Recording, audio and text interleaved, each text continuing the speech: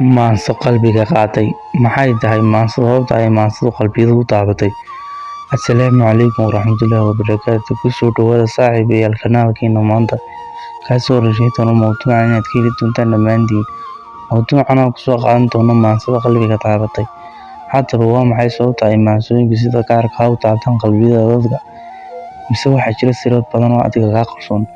Haddaba dhammaan mowduucyadaas waxaan kusoo wadaagi doonaa muuqaalkeena.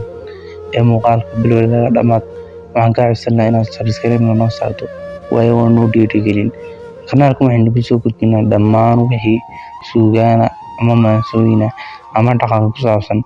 Haddaba haddii aad xiisaynayso dhammaan qodobbada aan soo sheegnay, waad nagu dhiirin kartaa comment-kana waad nagu soo qori kartaa. Haddaba aan si toos ah u guda galno mowduuceena maanta.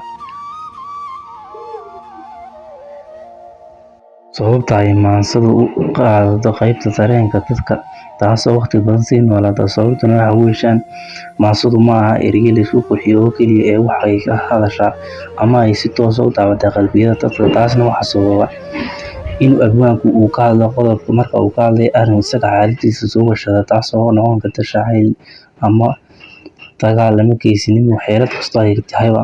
Haddaba waxa qalbigiisa ku dhaca waa arrin la soo cusboonaata, taas oo ereyaduna ay yihiin ereyo aad iyo aad u taabanaya dareenka qofka. Sababtuna ma aha in qofku intuu halkaas ka soo fadhiisto uu ereyga ku doono iska odhanayo kadibna uu isku sheekeeyo. Taasi ma aha maanso sii dhaatay, sababtu waxa weeyaan maansada inay ka hadashaa qodobkaas aad iyo aad muhiim ah, kaasoo qofku markaa ku arkay.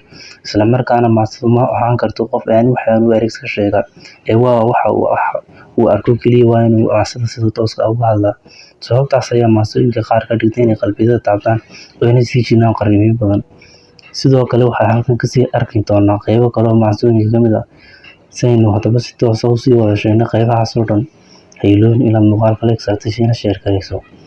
Sidoo kalena comment-ga aad nagula wadaagto maansooyinka kugu xiisaha badan kuwaas oo qalbigaaga taabtay. Taasna waxaa sababa ereyada wanaagsan ee ku jira iyo waxyaabaha tooska ah, iyadoon aan waxba laga khiyaali sheeganayn. Haddaba qaybo badan ayaynu soo gudbin doonaa. Qaybtani halkan ayay noogu joogaysaa. Sidaa darteed waxaan rajeynayaa inaad ka heshay.